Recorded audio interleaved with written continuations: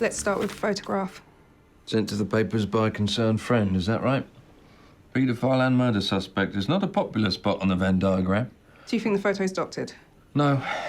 Excuse me, is the seat taken? No. Thanks. Simple as that. If you're trying to make me look dodgy, at some point I'll look up at the same moment you're looking at me. The photo taken in that split second will make it look like we're having a conversation. You find the person who took that photograph, you'll have Kelsey's killer. It's probably someone she trusted. What else?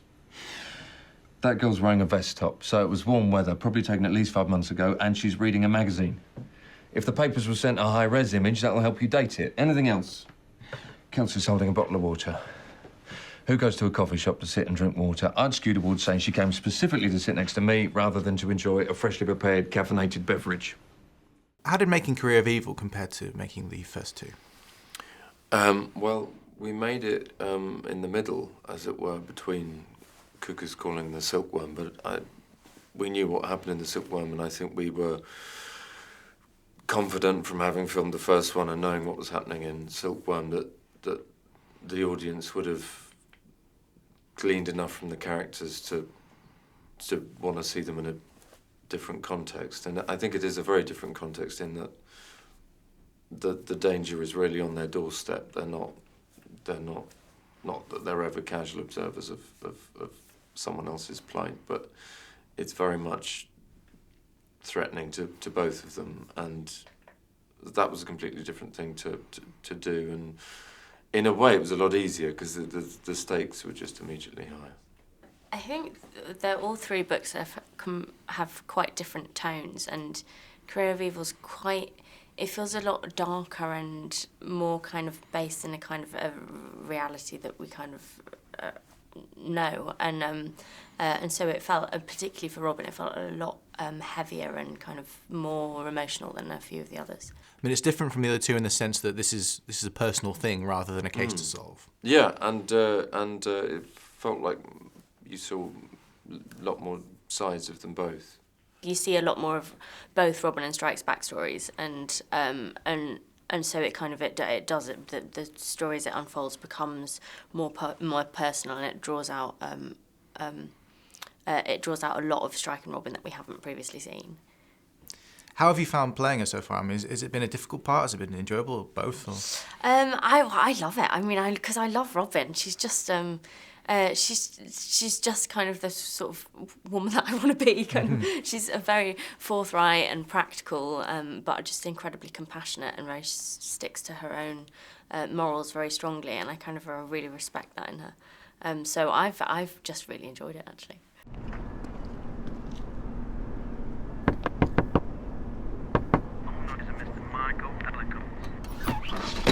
Are you Michael Ellicott? No, that's my dad. You parked on a double yellow. There's no loitering near a nuclear facility. Can I see your licence, please? Yeah.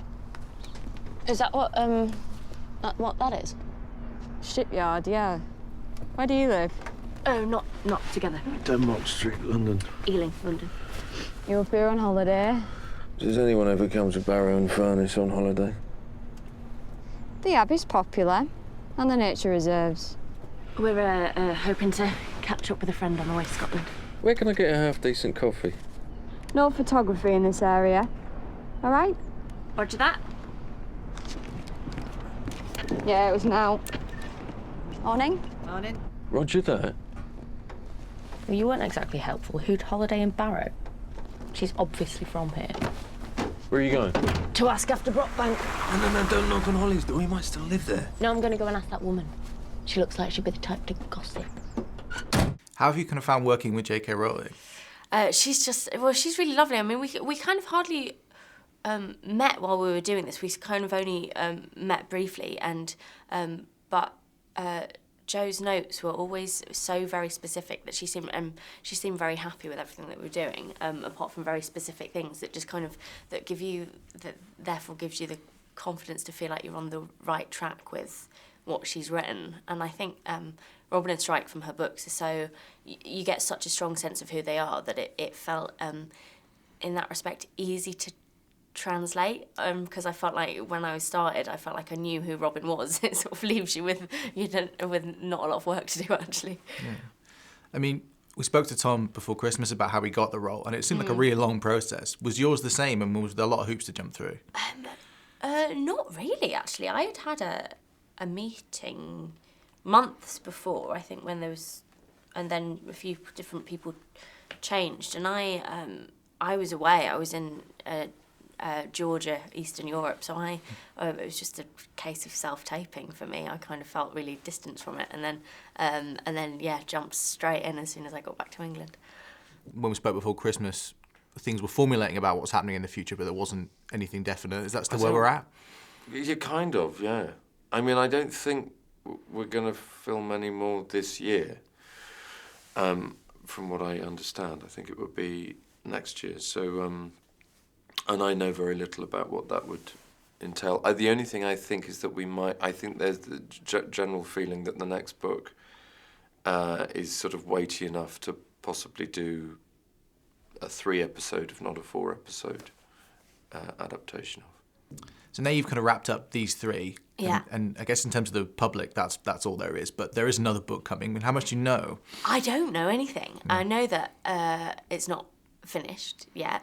I know that it's called Lethal White, and I think that's about as much as everyone else knows. Yeah. So I'm looking forward to reading it. But you're looking forward to jumping back in when the opportunity kind of presents itself. Yeah, definitely. I mean, I can't wait to read the 4th and see where it starts. I think I know where it starts, and I think I know what it's based around, but I don't. But that's it. I mean, having played the character for a little while, do you have any sense of where you'd like her to go, or are you very open to whatever Joe decides to do? I'm quite open. I mean, I feel like, it'd be interesting. Interesting to see where she goes next.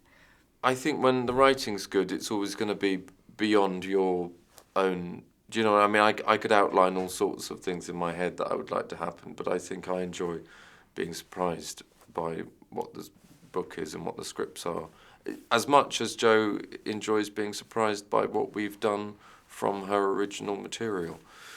So I don't have a feeling about where I'd like it to go. I do feel I'd love to get back into his shoes, and I do sort of miss the job and miss playing the character, so I do very much look forward to that. Owen Quine. He's a very famous and good novelist. He's gone off before, only this time it's been 10 days. I'm an investigator. His wife's very worried for him. Owen has written a very thinly disguised slandering of the people who have tried to help him. Quine, you're not damaging stuff. Gonna have to take on a new investigator. I don't want your boss anywhere near our wedding. I'm not gonna ask you to ruin your marriage over a job. This is what I love.